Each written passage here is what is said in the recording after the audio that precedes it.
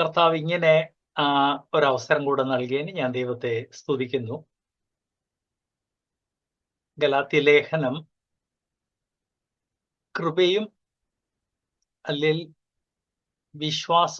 കൃപയും വിശ്വാസവും ഒരു സൈഡിൽ, ന്യായപ്രമാണം, ആചാരാനുഷ്ഠാനങ്ങൾ അല്ലെങ്കിൽ മനുഷ്യന്റെ കർമ്മം മറുവശം തമ്മിൽ കമ്പയർ ചെയ്യുന്ന ഒരു ആത്മശ്വാസിയ ഗ്രന്ഥമാണല്ലോ. ഇങ്ങനെ വരുമ്പോൾ ഈ ആരെങ്കിലും ദുരുപദേശം അത് മുറുകെ പിടിച്ച് മുറുകെ പിടിക്കാൻ സാധ്യതയുള്ളപ്പം അവരോട് എങ്ങനെയാണ് ആശയവിനിമയം ചെയ്യേണ്ടത്? അതിന്റെ നല്ലൊരു മാതൃകയാണ് ഗലാത്യ ലേഖനം. 1-ാം അധ്യായത്തിൽ ഇൻട്രൊഡക്ഷൻ, 2-ാം അധ്യായത്തിൽ കുറച്ച് ഇൻട്രൊഡക്ഷൻ, കുറച്ച് പ്രബോധനം, 3-ാം അധ്യായമായതോടെ ഡയറക്ട്ലി ഉപദേശമാണ്. ന്യായപ്രമാണത്തെയും വിശ്വാസത്തെയും കൂടെ തുലനം ചെയ്ത് പഠിപ്പിക്കുന്ന ഒരു അധ്യായമാണ് 3. 2-ാം അധ്യായത്തിൽ നാം കണ്ടു ഈ മതപരമായ ചടങ്ങുകൾ, അത് മനുഷ്യൻ അതിനോടൊരു ചായ്വുണ്ട്. ഈ ചായ്വിന്റെ കാരണം കൊണ്ടാണ് ഗലാത്യയിലുള്ളവർ പെട്ടെന്ന് വീണുപോയത്. ഈ ചായ്വുള്ളത് കൊണ്ടാണ് ദൈവവചനം വ്യക്തമായിട്ട്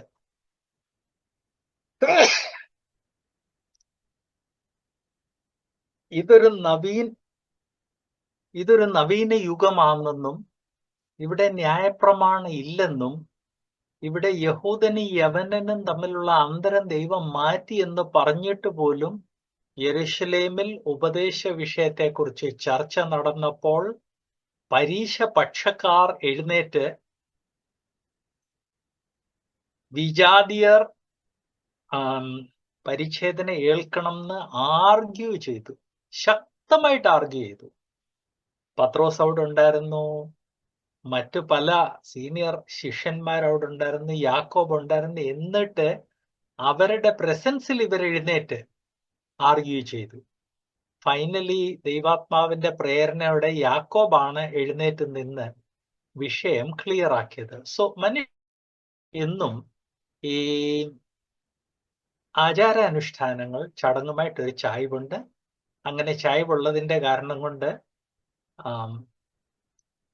മറ്റ് പശ്ചാത്തലങ്ങളിൽ നിന്ന് വന്നവർ, നമ്മളെല്ലാവരും മറ്റ് പശ്ചാത്തലത്തിൽ നിന്ന് വന്നവരാണ് എന്ന് ഞാൻ ഓർപ്പിക്കട്ടെ. വേർപാട് സഭയില് 2-ാമത്തെ 3-ാം തലമുറ വേർപാടല്ല ഞാൻ ഈ പറയുന്നത്. അവരുടെ സംഖ്യ വളരെ കുറവാണ്. വേർപാടിൽ ഒരു നല്ല ശതമാനം ആളുകൾ ഒന്നീ കത്തോലിക്കയെന്ന്, അല്ലെ യാക്കോബായിന്ന്, അല്ലെങ്കിൽ മാർത്തോമയിന്ന്, അല്ലെ ഹിന്ദു മതത്തിൽ നിന്ന്, അല്ലെ ഇസ്ലാമിൽ നിന്ന്, അല്ലെ ബാപ്റ്റിസ്റ്റിൽ നിന്ന്, അല്ലെ പെന്തിക്കോസ്തുകാരിൽ നിന്ന് വന്നവരാണ്. ആ പശ്ചാത്തലത്തിൽ ഉണ്ടായിരുന്ന ചടങ്ങുകളെ ഇവിടെ ഇറക്കുമതി ചെയ്യാൻ സാധ്യത വളരെ അധികമാണെന്നുള്ള കാര്യം ഞാൻ ഓർപ്പിക്കട്ടെ. അങ്ങനെ ഉള്ള ഈ വിശ്വാസികൾ പരീശന്മാരെ പോലെ ആയിത്തീരണം എന്നുള്ള ആ കാര്യങ്ങളെയൊക്കെ ഗലാത്യ ലേഖനം പറഞ്ഞ രീതിയിലാണ് അപ്രോച്ച് ചെയ്യേണ്ടത് ദൈവവചനം ഓർപ്പിക്കുന്നു. 3-ാം അധ്യായം ന്യായപ്രമാണവും വിശ്വാസവും തമ്മിലുള്ള അന്തരത്തെ വ്യക്തമായിട്ട് കാണിക്കുന്നു. അതിൽ 1-ാമത്തെ സെക്ഷൻ 1 തൊട്ട് 5 വാക്യങ്ങൾ. ഗലാത്യ ലേഖനം 3-ാം അധ്യായം 1 തൊട്ട് 5. വിശ്വാസത്തെ ത്യജിച്ച് ന്യായപ്രമാണത്തിന്റെ പുറകെ പോകുന്നത് അവിവേകമാണ്, ബുദ്ധിശൂന്യമായ ഒരു കാര്യമാണ്. ഞാൻ ആ പോയിന്റ് ഒരു പ്രാവശ്യം കൂടെ റിപ്പീറ്റ് ചെയ്യട്ടെ. 3-ാം അധ്യായത്തിന്റെ 1-ാം ഭാഗം വാക്യം 1 തൊട്ട് 5 വരെ. വിശ്വാസത്തിൽ അധിഷ്ഠിതമായ രക്ഷയെ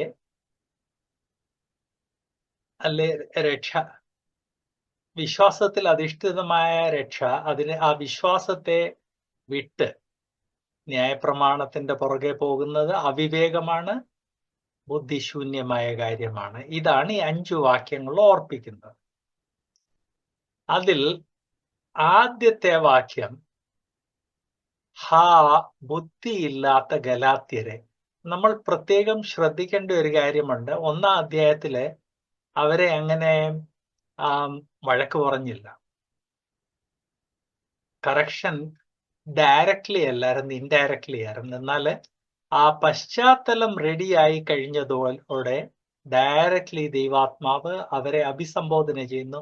ഹാ ബുദ്ധിയില്ലാത്ത ഗലാത്യരെ, യേശു ക്രിസ്തു ക്രൂശിക്കപ്പെട്ടവനായി നിങ്ങളുടെ കണ്ണിന് മുൻപിൽ വരച്ചു കിട്ടിയിരിക്കെ നിങ്ങളെ ക്ഷുദ്രം ചെയ്ത് മയക്കിയതാർ. കുറെ സ്ട്രോങ് വേർഡ്സ് ആണ് ഇവിടെ ദൈവാത്മാവ് ഉപയോഗിക്കുന്നത്. എന്നാൽ ആ വളരെ സ്ട്രോങ് വേർഡ്സ് ഉപയോഗിക്കുന്നതിന് മുൻപ് ദൈവാത്മാവ് 2 അധ്യായങ്ങളിൽ വേണ്ട പ്രിപ്പറേഷൻ ചെയ്തതായിട്ട് നമ്മൾ കാണുന്നുണ്ട്. ഇവിടെ 2-3 സ്ട്രോങ് പദപ്രയോഗം കാണുന്നുണ്ട്. 1 ബുദ്ധിയില്ലാത്തവര്, 2 ക്ഷുദ്രം ചെയ്ത് മയക്കി. നമ്മൾ ഈ 2 വാക്കുകളും പഠിച്ചു പോകുമ്പോൾ ഫോക്കസ് ചെയ്യുന്നതായിരിക്കും. ആദ്യമേ ബുദ്ധിയില്ലാത്ത ഗലാത്യരെ എന്ന് ദൈവാത്മാവ് ഉപയോഗിച്ചിരിക്കുന്നതിന് 2 കാരണമുണ്ട്. 1, അതായിരുന്നു ഗലാത്യയിലെ സത്യം. ബുദ്ധിയില്ലാത്തവരെ പോലെയാണ് അവർ പ്രവർത്തിച്ചത്. 2, കൃപയുടെ സുവിശേഷത്തെ വിട്ട് ഈ മതാനുഷ്ഠാനങ്ങളുടെ പുറകെ ഓടിപ്പോകുന്ന വിശ്വാസി ഭോഷനാണ്, ബുദ്ധിയില്ലാത്തവനാണ്. വേർപാട് സഭയിലും സ്വാതന്ത്ര്യത്തിനായി ക്രിസ്തു നമ്മളെ സ്വതന്ത്രരാക്കിയെന്നുള്ളത് വിട്ടിട്ട് ആചാര അനുഷ്ഠാനങ്ങളുടെ പുറകെ ഓടുന്ന ഒരു പ്രവണത കണ്ടു തുടങ്ങിയിട്ടുണ്ട്. കേരള വേർപാടുകാരുടെ ഇടയ്ക്ക് കണ്ടു തുടങ്ങിയിട്ടുണ്ട്. ഇന്ത്യയിൽ വേർപാട് പ്രസ്ഥാനം വരുന്നതിന് 50 വർഷം മുമ്പാണ് ഇംഗ്ലണ്ടിൽ വേർപാട് പ്രസ്ഥാനം തുടങ്ങിയത്. അവിടെ പ്രസ്ഥാനം തുടങ്ങി അധികം താമസിക്കാതെ തന്നെ ആചാര അനുഷ്ഠാനങ്ങളിൽ അധിഷ്ഠിത ഒരു വേർപാട് മൂവ്മെന്റ് വേർപാടുകാരിൽ നിന്ന് മാറിപ്പോയി. അവരാണ് എക്സ്ക്ലൂസീവ് ബ്രദറൻ.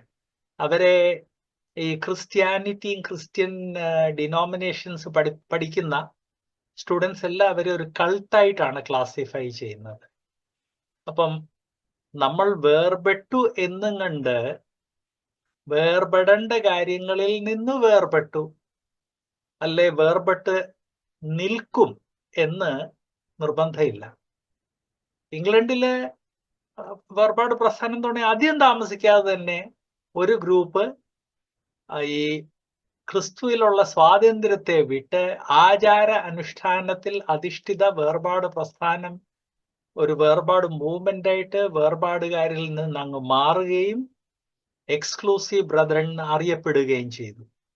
അവിടെ എല്ലാ കാര്യങ്ങളും ആചാര അനുഷ്ഠാനങ്ങളിൽ അധിഷ്ഠിതമാണ്. പഴയ നിയമത്തിലെ ആചാര അനുഷ്ഠാനങ്ങളല്ല. അതാണ് പ്രത്യേകത. മനുഷ്യനിർമ്മിത ആചാര അനുഷ്ഠാനങ്ങളാണ് അവർക്കുള്ളത്. അതുകൊണ്ടാണ് ഇന്ന് ക്രിസ്തീയ സഭകളെ പഠിക്കുന്ന ഈ ഗവേഷകർ അവരെ ഒരു കൾട്ടായിട്ട് ക്ലാസിഫൈ ചെയ്യുന്നത്. ഗലാത്യരുടെ കാര്യത്തിൽ അവർ ദൈവം അവർക്ക് നൽകിയത് അത് വിട്ടിട്ട് പഴയ നിയമത്തിന്റെ പുറകിൽ പോയതായിട്ട് നാം കാണുന്നുണ്ട്. അത് വളരെ ഷോക്കിംഗ് ആണ്. കാരണം ദൈവാത്മാവ് സുവിശേഷം അവരുടെ മധ്യേ എത്തിയപ്പോൾ ദൈവാത്മാവ് വളരെ വ്യക്തമായിട്ട് ഇത് ദൈവവചനമാണെന്നും ഇതാണ് ദൈവവചനം എന്നും ഇതൊരു നവീന യുഗമാണെന്നും ഈ നവീന യുഗത്തിലെ സന്ദേശം രക്ഷ ക്രിസ്തുവിലുള്ള വിശ്വാസത്തിൽ കൂടെയാണെങ്കിലും ബാക്കി എല്ലാ കാര്യങ്ങളും പഴയ നിയമത്തിൽ നിന്ന് വ്യത്യസ്തമാണെന്നുള്ള ദൈവാത്മാവ് കാണിച്ചു കൊടുത്തു. പല രീതിയിലുള്ള അത്ഭുതങ്ങളിൽ കൂടെ ഇത് സത്യമാണെന്ന് ഇതാണ് സത്യം എന്നും വ്യക്തമാക്കി കൊടുത്തു. ഇതെല്ലാം കഴിഞ്ഞിട്ടും അവർ ഭോഷത്വം കാണിച്ച് പഴയ നിയമത്തിലെ ആചാര അനുഷ്ഠാനത്തിലേക്ക് മടങ്ങിപ്പോയി.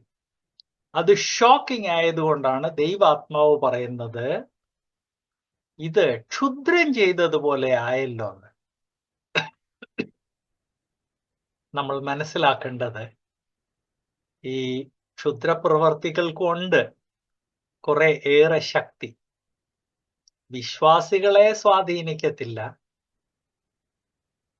ദൈവത്തോട് ചേർന്ന് നടക്കുന്ന വിശ്വാസികളെ സ്വാധീനിക്കത്തില്ലെങ്കിലും ഒരു വിശ്വാസി തന്റെ വിശ്വാസത്തെ ത്യജിച്ച് വിജാതീയ ദേവീ ദേവന്മാരെ ആരാധിക്കുവാൻ പോയി കഴിഞ്ഞാൽ പിന്നെ ക്ഷുദ്രപ്രവർത്തനം ആ വ്യക്തിയെ വളരെയധികം സ്വാധീനിക്കും എന്നുള്ളതൂടെ നമ്മൾ മനസ്സിലാക്കണം. അപ്പൊ അങ്ങനെയുള്ള കാര്യങ്ങളെല്ലാം മനസ്സിൽ വെച്ച് ദൈവാത്മാവ് പറയുന്ന ഇത് ക്ഷുദ്രം ചെയ്തതുപോലായി പോയല്ലോ. പോകുന്ന വഴിക്ക് നിങ്ങൾ തെറ്റായ വഴിയെ ഇപ്പൊ നടക്കുവാന്നല്ലോ. ദൈവജനത്തിന്റെ കഴിഞ്ഞ 6000 വർഷത്തെ ഹിസ്റ്ററി പരിശോധിച്ചാൽ വ്യക്തമാണ്.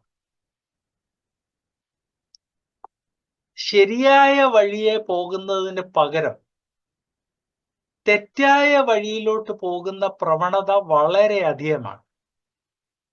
36-ാം അധ്യായത്തിൽ നമ്മളത് കാണുന്നുണ്ട്. ശിംശോന്റെ ജീവിതത്തിൽ കാണുന്നുണ്ട്. സ്വർണ്ണക്കിടാവിനെ അവർ നിർമ്മിച്ചതിൽ നാം കാണുന്നുണ്ട്. രാജാക്കന്മാരുടെ കാലം വന്നപ്പോഴത്തേക്ക് ദേവാലയത്തിൽ തന്നെ വിഗ്രഹങ്ങളെ സ്ഥാപിച്ചതായിട്ട് നാം കാണുന്നുണ്ട്. കഴിഞ്ഞ ആഴ്ച ഞാൻ ഓർപ്പിച്ചതുപോലെ ലോകത്തിൽ ഏറ്റവും അധികം ബുദ്ധിയും പരിജ്ഞാനവും ലഭിച്ച ശലോമോൻ തന്റെ രാജ്ഞിമാർക്ക് ദേവാലയങ്ങൾ പണിതു കൊടുത്തു എന്ന് മാത്രമല്ല, ശലോമോൻ ആ ദേവാലയങ്ങളിൽ പോയി ഈ വിജാതീയ സ്ത്രീകളുടെ ദേവന്മാർക്ക് അവിടെ ധൂപം കാട്ടിയതായിട്ട് ദൈവവചനം പറയുന്നുണ്ട്. ഇപ്പം ഒരു വിജാതീയ സ്ത്രീയെ കല്യാണം കഴിച്ചു, വലിയ ശല്യമാ, അവക്കൊരു ദേവാലയം ഉണ്ടാക്കി കൊടുത്തു. അത് അനുവദനീയമല്ല എന്നാൽ അത് നമുക്ക് മനസ്സിലാക്കാം. എന്നാൽ ആ ദേവാലയങ്ങളിൽ ശലോമോൻ പോയി അവിടെ ചെന്ന് ഓരോന്നൊക്കെ അർപ്പിച്ചതോ അതതിന്റെ മാക്സിമം ആണ്. ഇത് ഞാൻ പെട്ടെന്ന് ഓർമ്മ വന്ന ചില ഉദാഹരണങ്ങൾ ദൈവവചനത്തിൽ നിന്ന് പറഞ്ഞതേ ഉള്ളൂ. ഈ പറഞ്ഞ കാര്യങ്ങളിൽ ഏറ്റവും ഷോക്കിംഗ് ആയിട്ടുള്ളത് രാജാക്കന്മാര് ഭരിച്ച കാലയളവ്. അത് ഏകദേശം 600-ൽ പരം വർഷങ്ങൾ നീണ്ടു നിന്നു. ആദ്യമേ ദൈവജനം ഒരു രാജ്യമായിരുന്നു. അത് കഴിഞ്ഞ് രണ്ടായിട്ട് മാറ്റപ്പെട്ടു, ഡിവൈഡ് ചെയ്തു. ആ സ്പ്ലിറ്റ് ചെയ്തതിൽ ഇസ്രായേലിൽ നടന്നൊക്കെ അത് ഒന്ന് വായിക്കേണ്ടതാണ്. എന്നാൽ യൂദായിലും ചുരുക്കം ചില രാജാക്കന്മാരല്ലാതെ ബാക്കി രാജാക്കന്മാർ ഇത് തന്നെ ചെയ്തു. അതിൽ ചില അധ്യായങ്ങളൊക്കെ പഴയ നിയമത്തിൽ നിന്ന് വായിക്കുമ്പോൾ വളരെ ഷോക്ക് ഉണ്ടാകും. ദൈവാലയത്തിന്റെ സ്റ്റെപ്പിൽ ബൗണ്ടറിയിൽ ഇന്നതായിരുന്നു, സ്റ്റെപ്പിൽ ഇന്നതായിരുന്നു, ഉള്ളിൽ ഇന്നതായിരുന്നു എന്നുള്ളത്. ദൈവജനം എന്നും കഴിഞ്ഞ 6000 വർഷത്തെ മനുഷ്യന്റെ ഹിസ്റ്ററി എടുത്തു നോക്കിയാല് കൃപയുടെ സന്ദേശം മനസ്സിലാക്കി രക്ഷ പ്രാപിച്ചാലും പഴയ നിയമത്തിലെ വിശ്വാസികളാണെങ്കിലും പുതിയ നിയമത്തിലെ വിശ്വാസികളാണെങ്കിലും അവരുടെ ചായ്വ് എന്നും മനുഷ്യ നിർമ്മിത ആചാര അനുഷ്ഠാനങ്ങളിലേക്കാണ്. അതിൻ്റെ മാക്സിമത്തിൽ എത്തുമ്പോഴാണ് അവർ വിഗ്രഹാരാധനയിൽ പെടുന്നത്. വേർപാട് സഭയിലും വിഗ്രഹാരാധന തുടങ്ങിയായിരുന്നെന്നുള്ള കാര്യം ഞാൻ ഓർപ്പിക്കട്ടെ. കേരള വേർപാടുകാരുടെ ഇടയ്ക്ക് ഒരു 30 വർഷം മുമ്പ് ഹിന്ദു ദേവനായ ബ്രഹ്മാവിന്റെ മറ്റൊരു പേരാണ് പ്രജാപതി. സ്വന്തം മകളുമായിട്ട് സെക്സിൽ കൂടെ ഈ പ്രപഞ്ചത്തെ സൃഷ്ടിച്ചവനാണ് പ്രജാപതി. അതിനുവേണ്ടി ഞാൻ അവരുടെ ഹിസ്റ്ററി എടുത്ത് പറയുവാണ്. അതിനുവേണ്ടി ദേവന്മാരെല്ലാരും കൂടെ ചേർന്ന് വധിച്ചതാണ് പ്രജാപതി. ആ പ്രജാപതിയെ നമ്മുടെ ആളുകൾ ആരാധിക്കുന്നുണ്ടായിരുന്നു. ഇന്നില്ല, ദൈവം സഹായിച്ചു, പ്രജാപതി നമ്മുടെ ഇടയ്ക്ക് നിന്ന് കുടിയിറങ്ങിപ്പോയി എന്നുള്ളത് സംശയമില്ല. എന്നാൽ 30 വർഷം മുൻപ് ഇതെല്ലാം ഒന്ന് തന്നെയാണെന്ന് നമ്മുടെ അറിയപ്പെട്ട പല സഹോദരന്മാർ പ്രസംഗത്തിൽ കൂടെയും അവരുടെ പുസ്തകങ്ങളിൽ എഴുതിയിട്ടിട്ടുണ്ട്. ഇതെല്ലാം ഒന്ന് തന്നെയാണ്. ഇത് നമ്മൾ ആ പഴയ നിയമത്തിൽ കാണുന്നത് തന്നെയാണ്. അതിന്റെ ഒരു വകഭേദമാണ് ഗലാത്യയിൽ കാണുന്നത്. നമ്മൾ പ്രത്യേകം ശ്രദ്ധിക്കേണ്ടത്, സത്യസുവിശേഷം അറിഞ്ഞു കഴിഞ്ഞാലും ബുദ്ധിയില്ലാത്ത ആളുകളെ പോലെ ഗലാത്യയിൽ ഉള്ളവര് പ്രവർത്തിച്ചു, നമ്മളും പ്രവർത്തിക്കാറുണ്ട്. അത് ക്ഷുദ്രം ചെയ്തതുപോലെയാണ് അവരതിന്റെ പുറകെ പോകുന്നത്. അത് തന്നെയാണ് നമ്മുടെ ജീവിതത്തിലും നമ്മുടെ സഭകളിലും നാം കാണുന്നത്. ഇതിന് ചില കാരണങ്ങളുണ്ട്. ഒന്ന്, മനുഷ്യൻ പെട്ടെന്ന് മറ്റുള്ളവർ ക്ഷുദ്രം ചെയ്തതുപോലെ അതിന്റെ പുറകെ അങ്ങ് ഓടാൻ തയ്യാറാ, വിശ്വാസികൾ റെഡിയായിട്ട് നിൽക്കുവാണ്. അതല്ലാതെയും ചില കാര്യങ്ങളുണ്ട്. നമ്മുടെ കൂട്ടുകെട്ട് ശരിയല്ലെങ്കിൽ, നമ്മുടെ ആരുമായിട്ടാണ് കൂട്ടുകെട്ട്, അതിനനുസരിച്ചും റിസൾട്ട് ഉണ്ടാകും എന്നുള്ള കാര്യം ഓർപ്പിക്കട്ടെ. അതുപോലെ തന്നെ വിശ്വാസികൾ അവിശ്വാസികളുമായിട്ട് ഇണയല്ല പിണ കൂടിക്കഴിഞ്ഞാൽ ഇങ്ങനെയുള്ള കാര്യങ്ങൾ നടക്കുന്നതായിട്ട് വളരെയധികം കാണുന്നുണ്ട്. ഈ സഭകളുടെ ഐക്യം അല്ലെ എക്യൂമെനിസം, അതിന്റെ പുറകെ പോകുന്നവരും ഇങ്ങനെ ചെയ്യുന്നതായിട്ട് നാം കാണുന്നുണ്ട്. ബാംഗ്ലൂരില് യുണൈറ്റഡ് തിയോളജിക്കൽ കോളേജ് എന്ന് പറഞ്ഞ കോളേജ് 40 വർഷം മുൻപ് ഒരു കോബ്രായുടെ മേളിൽ പദ്മാസനത്തിൽ ഇരിക്കുന്ന ഒരു വിഗ്രഹം ബൈബിൾ കോളേജിന്റെ ക്യാമ്പസിൽ സ്ഥാപിച്ചു. അത് യേശുക്രിസ്തു ആയിരുന്നു. യേശുക്രിസ്തുവിന്റെ ഒരു വിഗ്രഹമായിരുന്നു. അത് പിന്നെ വലിയ ബഹളം ഉണ്ടായി കഴിഞ്ഞ് അത് ക്യാമ്പസിൽ ഫ്രണ്ടിൽ വെച്ചിരുന്നിടത്തുനിന്ന് എടുത്ത് കുറച്ച് അങ്ങോട്ടും ഇങ്ങോട്ടും എല്ലാം വെച്ചു. എന്നാൽ ആ വിഗ്രഹം അത് നശിപ്പിച്ചില്ല. എക്യൂമെനിസത്തിന്റെ റിസൾട്ടാണ്. നമ്മുടെ ജീവിതത്തിൽ ഒരു വിശ്വാസിക്ക് പാടില്ലാത്ത രീതിയിലുള്ള കൂട്ടുകെട്ട്, അത് വിവാഹത്തിൽ കൂടെയാകാം, ഫ്രണ്ട്ഷിപ്പിൽ കൂടെയാകാം, ചർച്ച് യൂണിയനിൽ കൂടെയാകാം, ഇതിൽ എന്തായി കഴിഞ്ഞാലും അത് ഫൈനലി മനുഷ്യനിർമ്മിത ചടങ്ങുകളിലേക്കും വിഗ്രഹാരാധനയിലേക്കും നടത്തുന്നു എന്ന് ഞാൻ ഓർപ്പിക്കട്ടെ. ഈ കൂട്ടുകെട്ട് പല രീതിയിലാകാം എന്നുള്ള കാര്യം കൂടെ ഞാൻ ഓർപ്പിക്കട്ടെ. എല്ലാ തലമുറയിലും ദൈവജനം ഇത് ഓർത്തിരിക്കേണ്ടത് ആവശ്യമാണ്. ഗലാത്യ ലേഖനത്തിന്റെ സന്ദേശം ഇന്നത്തേക്ക് വളരെ റിലവന്റ് ആണ്. ഇത് ദൈവവചനത്തിൽ മറ്റു പലയിടത്ത് ഇതേ കാര്യം ഓർപ്പിച്ചിട്ടുണ്ട്. 2 കൊരിന്ത്യർ 11:3 പറയുന്നത്, 2 കൊരിന്ത്യർ 11:3, എന്നാൽ സർപ്പം ഹവ്വായെ ഉപായത്താൽ ചതിച്ചതുപോലെ നിങ്ങളുടെ മനസ്സ് ക്രിസ്തുവിനോടുള്ള ഏകാഗ്രതയും നിർമ്മലതയോടും വിട്ട് വഷളായി പോകുമോ എന്ന് ഞാൻ ഭയപ്പെടുന്നു. ഇവിടെ എല്ലാം ഗലാത്യയിലും ഇവിടെയും നാം ശ്രദ്ധിക്കേണ്ട ഒരു കാര്യം കൂട്ടുകെട്ട്, ആവശ്യമില്ലാത്ത ഫെലോഷിപ്പ്. പരീക്ഷ മതക്കാർ ഇവിടെ വന്നു കഴിഞ്ഞപ്പോൾ ഇവിടുള്ള വിശ്വാസികളുമായിട്ട് ആദ്യമേ കൂട്ടുകെട്ടുണ്ടാക്കി അവരെ സ്വാധീനിച്ചു. ഇത് ഏദൻ തോട്ടത്തിൽ തുടങ്ങിയതാണെന്ന് ദൈവാത്മാവ് ഇവിടെ ഓർപ്പിക്കുന്നു. ആൻഡ് അവിടെ 2 വാക്കുകൾ പ്രത്യേകം നമ്മൾ ശ്രദ്ധിക്കണം. ഒന്ന്, ഉപായത്താൽ. 2, ചതിച്ചു. ചതിയിൽ വീണ് കഴിഞ്ഞാൽ പിന്നെ അതിൽ നിന്ന് രക്ഷപ്പെടുന്ന കാര്യം അത്ര എളുപ്പമല്ല. നമ്മൾ ഈ ഉപായം, നമുക്കെതിരെ ഉപായം, അത് ഓരോരുത്തർ ശ്രമിക്കുമ്പോൾ ആ സ്റ്റേജിൽ വെച്ച് തന്നെ അതിനെ മനസ്സിലാക്കി അതിനെതിരെ പ്രവർത്തിക്കണം, ഒരു റെസിസ്റ്റൻസ് ഉണ്ടാക്കണം എന്ന് ഞാൻ ഓർപ്പിക്കട്ടെ. അക്കാര്യത്തില് യോസേപ്പും ശിംശോനും 2 ഓപ്പോസിറ്റ് ഉദാഹരണങ്ങളാണ്. യോസേപ്പിന് വളരെയധികം കഷ്ടം സഹിക്കേണ്ടി വന്നെങ്കിലും യോസേപ്പിനെ ആ സ്ത്രീ മോഹിക്കാൻ ട്രൈ ചെയ്തപ്പോൾ യോസേപ്പ് ഓടിപ്പോയി. അതുകൊണ്ട് യോസേപ്പിന്റെ ജീവിതത്തിൽ അൾട്ടിമേറ്റ്ലി ഒരു കുറ്റവും കണ്ടില്ല. ശിംശോൻ ആദ്യ തൊട്ടേ തനിക്ക് സ്ത്രീ വിഷയത്തിൽ ഒരു വീക്ക്നെസ് ഉണ്ടായിരുന്നു. അതുകൊണ്ട് ആദ്യാന്തം തന്റെ ജീവിതത്തെ നശിപ്പിക്കുകയാണ് ചെയ്തത്. നമ്മൾ ശ്രദ്ധിക്കേണ്ടത്, ഉപായത്താൽ ആരെങ്കിലും ചതിക്കുന്നതിന് മുൻപ് തന്നെ ആ ഉപായം മനസ്സിലാക്കി നമ്മൾ അതിൽ നിന്ന് മാറി നിൽക്കണം.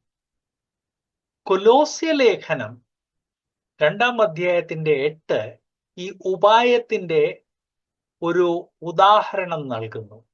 കൊലോസ്യ ലേഖനം 2:8 നാം വായിക്കുന്നത്, തത്വജ്ഞാനവും വെറും വഞ്ചനയും കൊണ്ട് ആരും നിങ്ങളെ കവർന്നു കളയാതിരിപ്പാൻ സൂക്ഷിപ്പിൻ. ഒരു കാര്യം വ്യക്തമാണ്, വിശ്വാസികളെ കൃപയുടെ സന്ദേശത്തിൽ നിന്ന് തെറ്റായ വഴിയിൽ കൊണ്ടുപോകണമെങ്കിൽ അതിന് ഏതെങ്കിലും രീതിയിലുള്ള ഉപായമുണ്ടാകണം. അത് ശിംശോന്റെ ജീവിതത്തിൽ നീ എന്നെ സ്നേഹിക്കുന്നില്ലെന്നും പറഞ്ഞ് ആ സ്ത്രീ കിടന്ന് കരഞ്ഞ് ഫൈനലി ശിംശോൻ തന്റെ മനസ്സിലുണ്ടായിരുന്നത് പറഞ്ഞു കൊടുത്തു. അത് ശിംശോന്റെ ലൈഫില് അതൊരു നാശത്തിന് കാരണമായി. ലൈഫിന്റെ എൻഡിൽ കുറെ പേരെ കൊന്നു എന്ന് പറഞ്ഞാലും താൻ ചെയ്തത് തെറ്റായിരുന്നെന്നുള്ള ദൈവവചനം വ്യക്തമാക്കുന്നുണ്ട്. ഉപായം പല രീതിയിലാണ് നമ്മുടെ ജീവിതത്തിൽ വരുന്നത്. അത് നാം ശ്രദ്ധിക്കണം. അതിൽ ഒരെണ്ണം കൊലോസ്യ ലേഖനം 2:8 പറയുന്നത് തത്വജ്ഞാനം, വെറും വഞ്ചന. ഇത് രണ്ട് വേറെ വേറെ കാര്യമാണ്.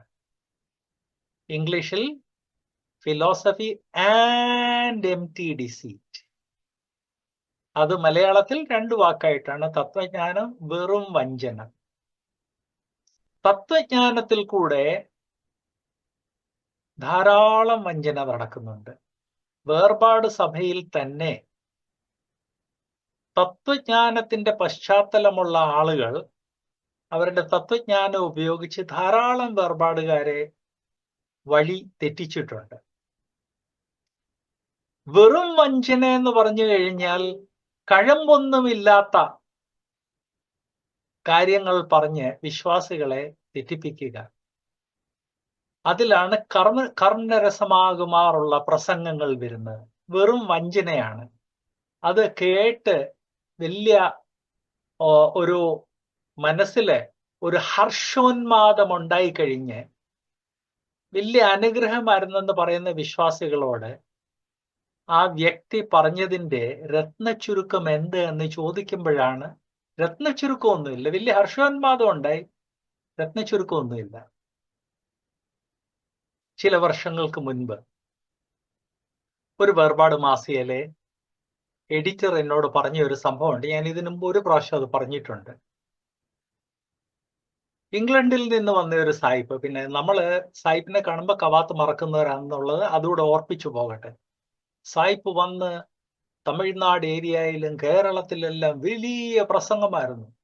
കേരളത്തിൽ നിന്നും തമിഴ്നാട്ടിൽ നിന്ന് സായിപ്പ് പ്രസംഗിച്ച പ്രസംഗം കൊണ്ട് വലിയ അനുഗ്രഹമാണെന്നും പറഞ്ഞ് ഡസൻ കണക്കിന് ആളുകൾ ഈ സഹോദരനോട് റിപ്പോർട്ട് ചെയ്തത് കൊണ്ട് ആ പ്രസംഗത്തിന്റെ ഒരു രത്ന ചുരുക്കം ലേഖനമായിട്ട് തരാൻ ഈ അങ്കിള് അഭ്യർത്ഥിച്ചതിനനുസരിച്ച് അവർ അവരുടെ പ്രസംഗത്തിന്റെ ഒരു രത്ന ചുരുക്കം കൊടുത്തു. അപ്പം 100 കണക്കിന് മലയാളികളും തമിഴ്നാട്ടിലുള്ള വിശ്വാസികളും അനുമോദിച്ച ഒരു പ്രസംഗം ആയതുകൊണ്ട് അങ്കിൾ അത് വായിച്ചില്ല. സാധാരണ എല്ലാ കാര്യവും ചിത്രാന്വേഷണം ചെയ്തിട്ട് മാത്രം പബ്ലിഷ് ചെയ്യുന്ന ഒരു അങ്കിളാണ്. അത് കൊടുത്തു, പബ്ലിഷ് ചെയ്യാൻ കൊടുത്തു. പബ്ലിഷ് ചെയ്ത് പ്രൂഫ് ലെവലിൽ വന്നപ്പോഴാണ് പ്രൂഫ് റീഡിങ് ചെയ്തതില് ഫൈനൽ പ്രൂഫ് റീഡിങ് ചെയ്ത ഒരു വിശ്വാസിയായിരുന്നു.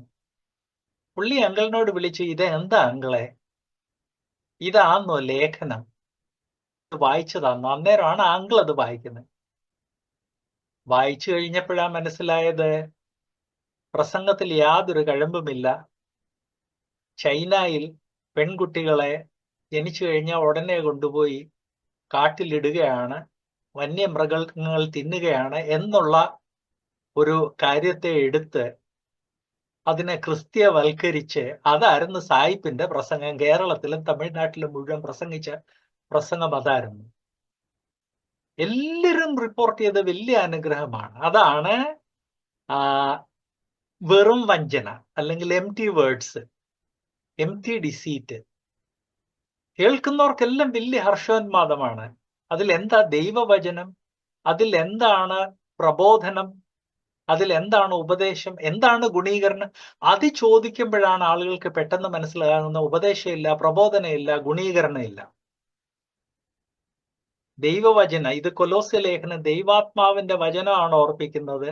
തത്വജ്ഞാനത്തിൽ കൂടെ ചിലർ നമ്മളെ വഞ്ചിക്കുമ്പോൾ വെറും വാക്ചാതുര്യം ഉപയോഗിച്ച് മറ്റു ചിലർ വഞ്ചിക്കും. അതിൽ നിന്ന് മാറി നിൽക്കണം. നിങ്ങളെ കവർന്നു കളയാതിരിക്കാൻ സൂക്ഷിപ്പീൻ. അത് മനുഷ്യരുടെ സമ്പ്രദായത്തിന് ഒത്തവണ്ണം, ലോകത്തിന്റെ ആദ്യ പാഠങ്ങൾക്കൊത്തവണ്ണം അല്ലാതെ ക്രിസ്തുവിന് ഒത്തവണ്ണം ഉള്ളതല്ല. ലോകത്തിലെ ആദ്യ പാഠം എന്ന് പറഞ്ഞു കഴിഞ്ഞാൽ നമ്മുടെ ചുറ്റിനുള്ള വിജാതിയർക്ക് ചേരുന്നതാണ്, വിശ്വാസിക്ക് ചേരുന്നതല്ല. എന്നാൽ വിശ്വാസികൾ വീണുപോകുന്നു. 2 പത്രോസ് 2:1 നമ്മളെ ഓർപ്പിക്കുന്നത്, 2 പത്രോസ് 2:1, എന്നാൽ കള്ളപ്രവാചകന്മാരും ജനത്തിന്റെ ഇടയിൽ ഉണ്ടായിരുന്നു. അങ്ങനെ നിങ്ങളുടെ ഇടയിലും ദുരുപദേഷ്ടാക്കന്മാർ ഉണ്ടാകും. ദൈവജനം മനസ്സിലാക്കേണ്ടത്, ഈ ദുരുപദേശങ്ങൾ പഠിപ്പിക്കുന്നവർ പുറത്തുനിന്ന് വരുന്ന ആളുകളല്ല. യഹോവസാക്ഷിക്കാര്, സാബത്തുകാര്, കത്തോലിക്കര്, ഇവരല്ല വന്ന് നമ്മുടെ ആളുകളെ കൺഫ്യൂസ്. നമ്മുടെ ആളുകൾ തന്നെയാണ്. കാരണം കള്ളപ്രവാചകന്മാരും ജനത്തിന്റെ ഇടയിൽ ഉണ്ടായിരുന്നു. അങ്ങനെ നിങ്ങളുടെ ഇടയിലും ദുരുപദേഷ്ടാക്കന്മാർ ഉണ്ടാകും. കംപ്ലീറ്റ് അതിനെക്കുറിച്ച് പറയുന്നത്. അവർ എന്താണ് പ്രസംഗിക്കുന്നത്? നമ്മുടെ മധ്യയുള്ള ആളുകളുടെ കാര്യം. അവരെന്താണ് പ്രസംഗിക്കുന്നത്? അവകരമായ മതഭേദങ്ങളെ നുഴയിച്ച് തങ്ങളെ വിലയ്ക്ക് വാങ്ങിയ നാഥനെ തള്ളിപ്പറഞ്ഞ് തങ്ങൾക്ക് തന്നെ ശീഘ്രനാശം വരുത്തും. അവർക്ക് ശീഘ്രനാശം ഉണ്ടാകും എന്നുള്ളത് സത്യമാണെങ്കിലും അവർ എന്താണ്, നമ്മുടെ മധ്യയുള്ള ആളുകൾ എന്താ ചെയ്യുന്നത്? നാശകരമായ മതഭേദങ്ങളെ നുഴയിച്ച് അവരെ വിലയ്ക്ക് വാങ്ങിയ നാഥനെ തള്ളി പറയുകയാണെന്ന് ദൈവവചനം ഓർപ്പിക്കുന്നു. ധാരാളം ഇങ്ങനെയുള്ള ആളുകൾ വേർപാട് പ്രസ്ഥാനത്തിലുണ്ട് എന്ന് ദൈവജനം മനസ്സിലാക്കണം. മത്തായി 24:24 കർത്താവ് പറഞ്ഞു ഒരു കാര്യമുണ്ട്. മത്തായി 24:24,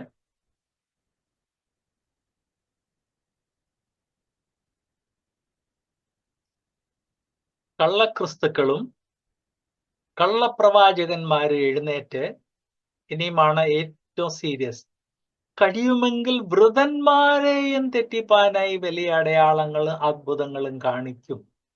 വൃതന്മാരെന്ന് പറഞ്ഞു കഴിഞ്ഞാൽ കർത്താവായ യേശുക്രിസ്തുവിൽ തെരഞ്ഞെടുക്കപ്പെട്ട, കർത്താവിൽ കൂടെ രക്ഷ പ്രാപിച്ച് ഭയഭക്തിയോടെ ജീവിക്കുന്ന ആളുകൾ കഴിയുമെങ്കിൽ അവരെ പോലും തെറ്റിപ്പാനായി അടയാളങ്ങളും അത്ഭുതങ്ങളും കാണിക്കുമെന്ന് ദൈവവചനം ഇവിടെ ഓർപ്പിക്കുന്നു. 1 യോഹന്നാൻ 4:1 നാം കാണുന്നത് ഇതൊരു ലാഘവത്തോടെ കൈകാര്യം ചെയ്യേണ്ട വിഷയമല്ല എന്ന് നമ്മൾ മനസ്സിലാക്കണം. അതിനാണ് ദൈവവചനത്തിൽ ഇത്രയധികം ഭാഗത്ത് ഇക്കാര്യം പറഞ്ഞിട്ടുണ്ടെന്നുള്ളത് ഞാൻ നിങ്ങളുടെ മുൻപിൽ വെക്കുന്നത്. പറഞ്ഞ എല്ലാം ഒന്നും വെക്കുന്നില്ല, തെരഞ്ഞെടുത്ത് ചിലത് മാത്രമേ നിങ്ങളുടെ മുൻപിൽ പ്രസന്റ് ചെയ്യുന്നുള്ളൂ.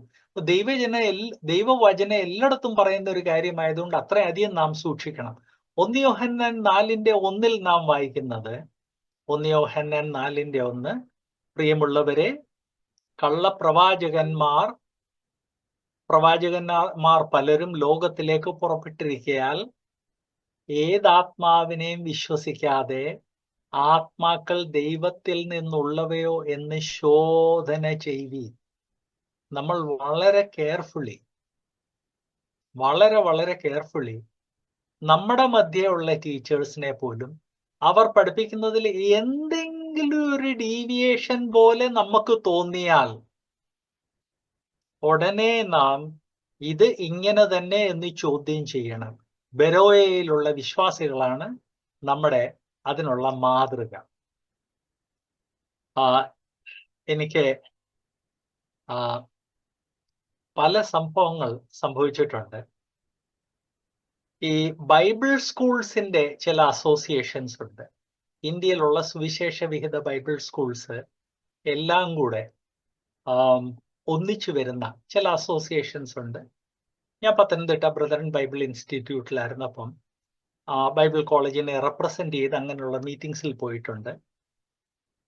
അവിടെ ചെല്ലുമ്പോൾ പലരെ, ഓ യു ആർ എ ബ്രദറൻ അല്ലേ? Yes, I M A brethren.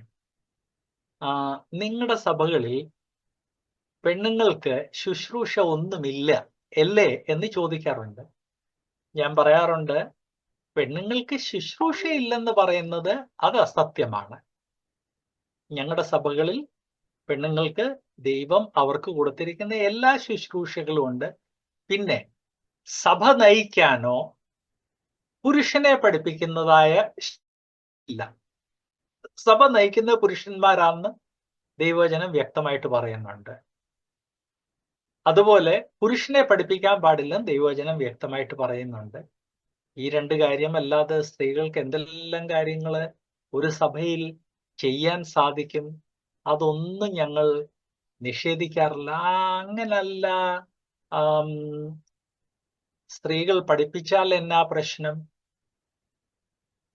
അവർ പഠിപ്പിക്കുമ്പോൾ പുരുഷന്മാരെ ഇരുന്ന് ഒന്ന് അവരുടെ അണ്ടറിൽ കേട്ടാൽ എന്നാ?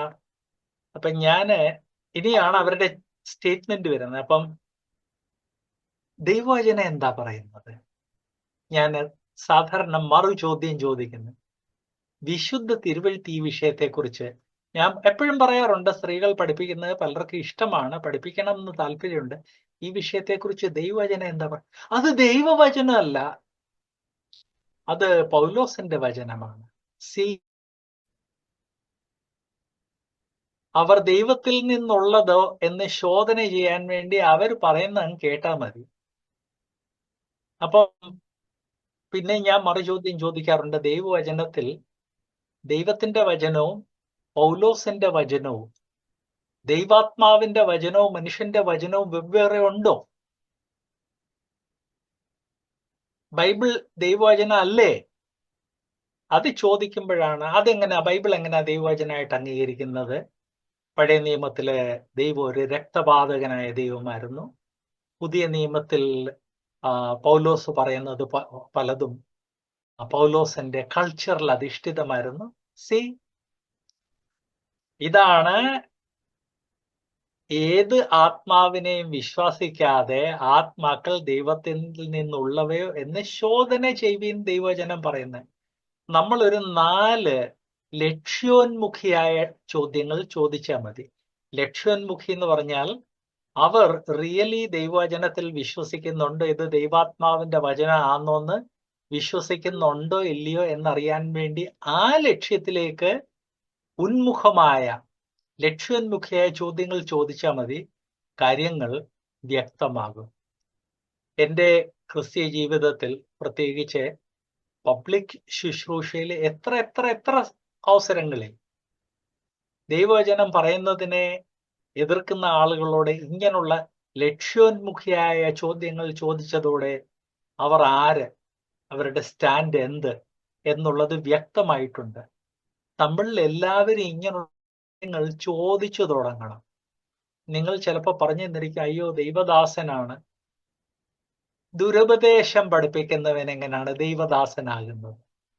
അവൻ ദൈവദാസൻ പഠിപ്പിക്കാൻ പാടില്ലാത്തത് പഠിപ്പിച്ചു കഴിഞ്ഞപ്പോൾ അവൻ ദൈവദാസനോ എന്ന് നാം പരിശോധിച്ചു നോക്കേണ്ടതാണ്. അതുകൊണ്ടാണ് ഇവിടെ പറഞ്ഞിരിക്കുന്ന ആത്മാക്കൾ ദൈവത്തിൽ നിന്നുള്ളവയെന്ന് ശോധന ചെയ്യുവീൻ, എന്നിട്ട് ദൈവത്തിൽ നിന്നുള്ളതാണെന്ന് മനസ്സിലായി കഴിഞ്ഞാൽ ദൈവദാസൻ അംഗീകരിക്കുക, അല്ലെങ്കിൽ സാത്താന്റെ ദാസനാണെന്നുള്ളത് നമ്മൾ മനസ്സിലാക്കണം. അവർക്ക് വേണ്ടി ദൈവവചനമാണ് ഉപയോഗിച്ചിരിക്കുന്നത്, കള്ളപ്രവാചകന്മാരാണെന്നുള്ളത്. പ്രവാചകന്റെ വേഷം ധരിച്ചെങ്കിലും കള്ളപ്രവാചകന്മാർ, അവര് ദൈവത്തിന്റെ ദാസനല്ല, സാത്താന്റെ ദാസനാണ്. അങ്ങനെ ഗലാത്യർ 3-ാം അധ്യായം 1-ാം വാക്യം ഓർപ്പിക്കുന്നത് കൃപയുടെ സന്ദേശത്തെ വിട്ടുമാറുന്നത് ബുദ്ധിയില്ലായ്മയാണ്. അത് വിട്ടുമാറുന്നത് ഏതാണ്ട് ക്ഷുദ്ര പ്രവർത്തനം ചെയ്തതുപോലാണ്. വിശ്വാസികൾ അവരവരെ തന്നെ ഇങ്ങനുള്ള കാര്യങ്ങൾക്ക് വിട്ടുകൊടുക്കുമ്പോഴാണ് ഇങ്ങനുള്ള ക്ഷുദ്രപ്രയോഗം പോലെ ശക്തിയായ പ്രയോഗങ്ങൾ വിശ്വാസികൾക്കെതിരെ നടക്കുന്നത്. വിട്ടുകൊടുക്കുക എന്ന് പറഞ്ഞാൽ, ഒന്ന്, വിശ്വാസികൾ അവിശ്വാസികളുമായിട്ട് പ്രേമബന്ധത്തിൽ ഏർപ്പെട്ട് കഴിയുമ്പോൾ വിശ്വാസികളുടെ സർവ ബൗണ്ടറീസും ഇല്ലാതാകുന്നതായിട്ട് നമുക്ക് കാണാം. അങ്ങനെയുള്ള എത്രയോ വിശ്വാസികളെ ഞാൻ കണ്ടിട്ടുണ്ട്. ക്രിസ്ത്യാനികളാണോ? പേരിന് ക്രിസ്ത്യാനികളാണ്. ഹിന്ദു അല്ല. മുസ്ലിമാണോ? അല്ല. ദൈവത്തോട് അടുത്ത് ജീവിക്കുന്ന വിശ്വാസികളാണോ? അല്ല. നാം നമ്മെ തന്നെ ഇങ്ങനെയുള്ള കാര്യങ്ങൾക്ക് വിധേയപ്പെടുത്തുമ്പോഴാണ് ഇങ്ങനെയുള്ള കാര്യങ്ങൾ നമ്മളെ മോഹിച്ച് വിശ്വാസത്തിൽ നിന്ന് അകന്നു കൊണ്ടുപോകുന്നത്. പ്രേമത്തിന്റെ കാര്യം ഞാൻ പറഞ്ഞു. അത് മാത്രമല്ല, ഈ സഭാ ഐക്യം എന്നും പറഞ്ഞ ഒരു ഓമന പേരില് ഒരു പ്രസ്ഥാനം നമ്മുടെ മധ്യയുണ്ട്. സഭാ ഐക്യത്തിൽ അവർ പറയുന്നത് നമ്മളെല്ലാം ഒന്നാണെന്നാണ്. അപ്പൊ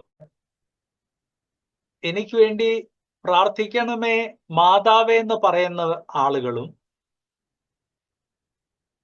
ഈ ആകാശത്തിന് കീഴിൽ വേറൊരു നാമം, രക്ഷിക്കേണ്ട ഒരു നാമം ഇല്ലെന്ന് പഠിപ്പിക്കുന്ന നമ്മളും എല്ലാം ഒന്നാണെന്ന് പറഞ്ഞു കഴിഞ്ഞാൽ അതെങ്ങനെയാണ് ശരിയാകുന്നത്? അങ്ങനെ നമ്മൾ പറഞ്ഞു തുടങ്ങിയാൽ ഇസ്രായേൽ മക്കൾ ഈജിപ്തിലെ ദൈവമായ അപ്പിസ് അല്ലെങ്കിൽ കാളക്കുട്ടിയെ ആരാധിച്ചതുപോലെ എവൻച്വലി ക്രമാനുഗതമായിട്ട് നമ്മൾ അങ്ങനെയുള്ള കാളക്കുട്ടിയുടെ ആരാധനയിൽ ചെന്നു ചേരും എന്നുള്ള കാര്യം ഞാൻ ഓർപ്പിക്കട്ടെ. 2-ാം വാക്യം, ഗലാത്യ ലേഖനം 2-ാം വാക്യം. ഞാൻ ഇതൊന്ന് മാത്രം നിങ്ങളോട് ഗ്രഹിപ്പാൻ ഇച്ഛിക്കുന്നു. ഞാൻ ഓർപ്പിക്കട്ടെ, 1-ാം അധ്യായത്തിൽ സോഫ്റ്റ് ആയിട്ട് വിഷയം ഇൻട്രൊഡ്യൂസ് ചെയ്തു. 2-ാം അധ്യായത്തിലും ഏറെക്കുറെ സോഫ്റ്റ് ആയിട്ട് ഇൻട്രൊഡ്യൂസ് ചെയ്തു. 3-ാം അധ്യായം വന്നത് സോഫ്റ്റ്നെസ് എന്ന് പറഞ്ഞ ഒരു കാര്യമില്ല, വളരെ കർശനമായിട്ടാണ് ദൈവവചനം അവരോട് സംസാരിക്കുന്നത്. ആദ്യത്തെ അധ്യായത്തിൽ ബുദ്ധിഹീനരെന്നും ക്ഷുദ്രപ്രയോഗം നടന്നെന്ന് പറഞ്ഞു കഴിഞ്ഞ് 2-ാമത്തെ വാക്യം പറയുന്നത്, 1-ാമത്തെ വാക്യം അങ്ങനെ പറഞ്ഞ് 2-ാമത്തെ വാക്യം പറയുന്നത്, ഞാൻ ഇതൊന്ന് മാത്രം നിങ്ങളോട് ഗ്രഹിപ്പാൻ ഇച്ഛിക്കുന്നു. നിങ്ങൾക്ക് ആത്മാവ് ലഭിച്ചത് ന്യായപ്രമാണത്തിന്റെ പ്രവൃത്തിയാലോ വിശ്വാസത്തിന്റെ പ്രസംഗം കേട്ടതിനാലോ? Direct question. അതിനുള്ളൊരു പശ്ചാത്തലം ഒരുക്കിയിട്ടാണെന്ന് ഞാൻ ഓർപ്പിക്കട്ടെ. പശ്ചാത്തലം ഒരുക്കിയതിന്റെ മറ്റൊരു ഉദാഹരണമാണ് നാഥാൻ പ്രവാചകൻ ദാവീദിന്റെ അടുത്ത് എന്ന് ദാവീദിനോട് സംസാരിച്ചത്. വേദപുസ്തകത്തിൽ വേറെയും പല ഉദാഹരണങ്ങളുണ്ട്. പെട്ടെന്ന് ഞാൻ ഒരു ഉദാഹരണം പറഞ്ഞതേ ഉള്ളൂ.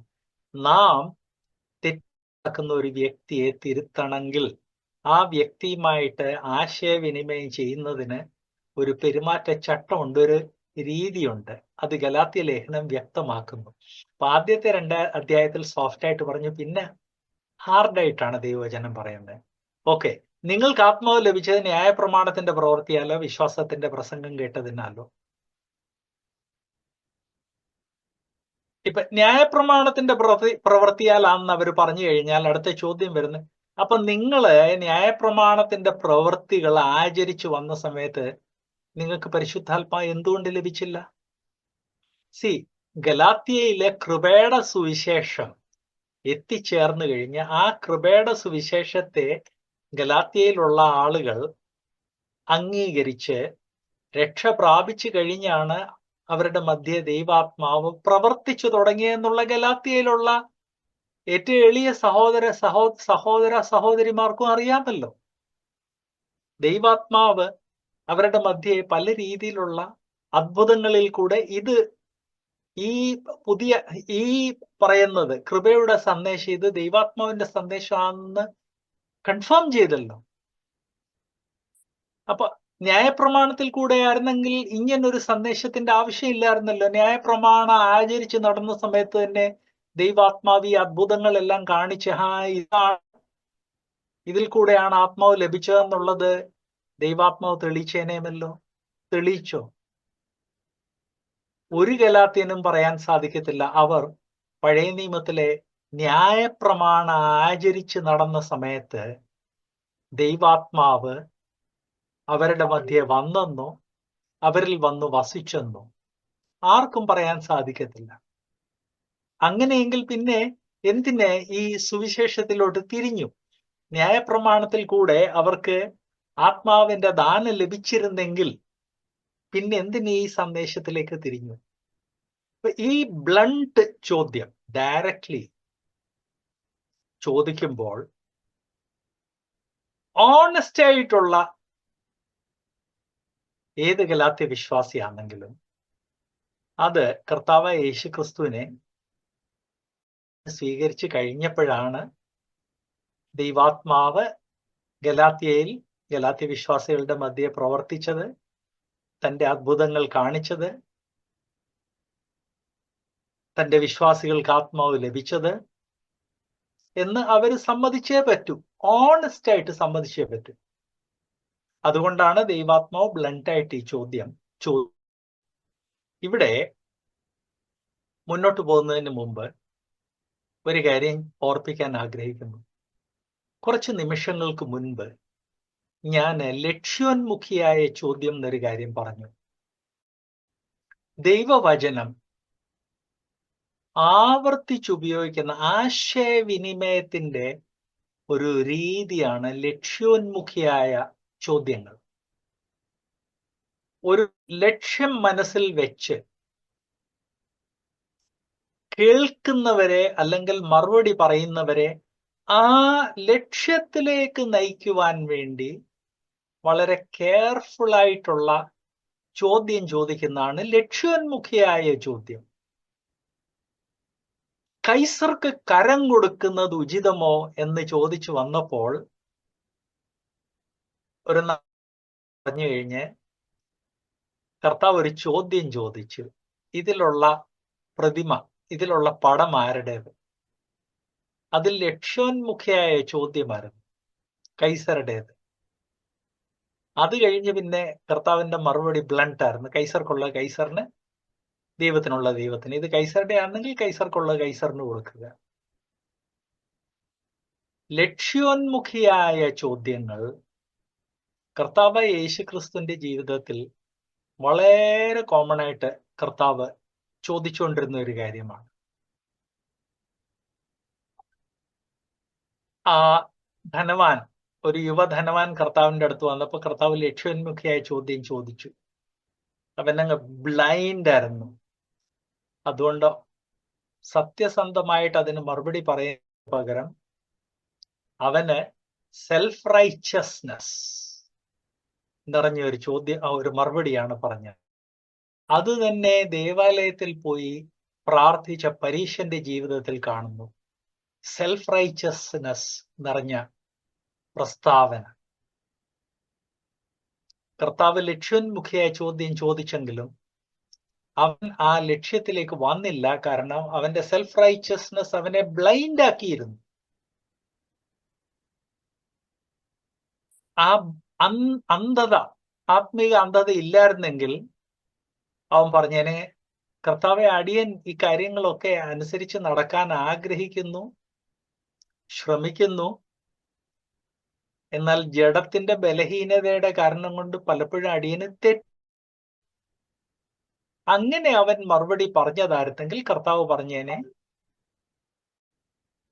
ജഡത്തിന്റെ ബലഹീനതയുടെ കാരണം കൊണ്ട് പഴയ നിയമം ആചരിക്കാൻ സാധിക്കാത്തത് മനുഷ്യൻ ആത്മാവിനാൽ രക്ഷിക്കപ്പെടാത്ത, അല്ലെ രക്ഷ പ്രാപിക്കാത്തത് കൊണ്ടാണ് കർത്താവ് പറഞ്ഞേനെ. എന്നാൽ കർത്താവോട് ഒരു ലക്ഷ്യോന്മുഖിയായ ചോദ്യം ചോദിച്ചെങ്കിലും അവന്റെ സെൽഫ് റൈച്ചസ്നെസ് അവനെ ബ്ലൈൻഡ് ആക്കിയതുകൊണ്ട് അവൻ അതിന് പ്രോപ്പർ മറുപടി പറഞ്ഞില്ല. നമ്മൾ ലക്ഷ്യോന്മുഖിയായ ചോദ്യങ്ങൾ ചോദിക്കുമ്പോൾ ഒരു 10% ആളുകൾ സെൽഫ് റൈച്ചസ്നെസിന്റെ കാരണം കൊണ്ട് ശരിയായ ലക്ഷ്യത്തിലേക്ക് കടന്നു വരത്തില്ല. എന്നാൽ അതുകൊണ്ട് 90% ആളുകളെ നമ്മൾ അവഗണിക്കാൻ പാടില്ല. നമ്മൾ സുവിശേഷം പറയുമ്പോൾ, അതുപോലെ വിശ്വാസികളോട് ഉപദേശം പറയുമ്പോൾ, വിശ്വാസികളെ കൗൺസിലിംഗ് ചെയ്യുമ്പോൾ, ദുരുപദേഷ്ടാക്കന്മാരെ തിരുത്തുമ്പോൾ, വിശ്വാസികളോട് അവർ വിശ്വസിച്ചിരിക്കുന്ന ദുരുപദേശമാണ് എന്ന് പറയുമ്പോൾ ലക്ഷ്യോന്മുഖിയായ ചോദ്യങ്ങൾ വളരെ പ്രാധാന്യം അർഹിക്കുന്നു എന്ന് ഞാൻ ഓർപ്പിക്കട്ടെ. ഇത് എൻ്റെ മാതൃകയല്ല, ദൈവാത്മാവ് നമുക്ക് തന്നിരിക്കുന്ന മാതൃകയാണെന്ന് ഞാൻ ഓർപ്പിക്കട്ടെ. ദൈവം അനുവദിച്ചാൽ അടുത്ത ആഴ്ച നമ്മൾ ഇവിടുന്ന് പിക്കപ്പ് ചെയ്യുന്നതായിരിക്കും.